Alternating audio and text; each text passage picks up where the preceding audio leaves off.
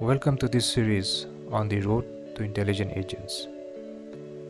The aim of this series is to demonstrate step by step how you can go from a manually operated device that requires constant human input to an autonomous agent that is capable of making its own decisions without any external guidance.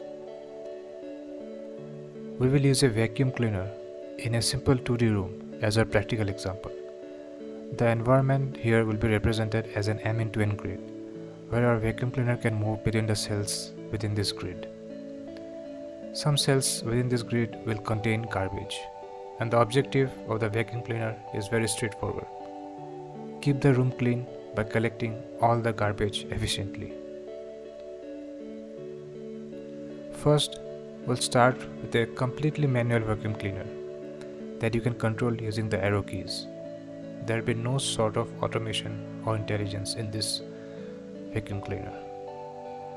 Next, we'll progress to some basic automation by adding certain predefined instructions about how to navigate this environment.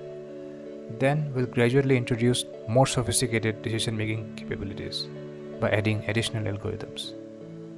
And the eventual goal is to create an autonomous agent, an autonomous vacuum cleaner that goes beyond mere automation.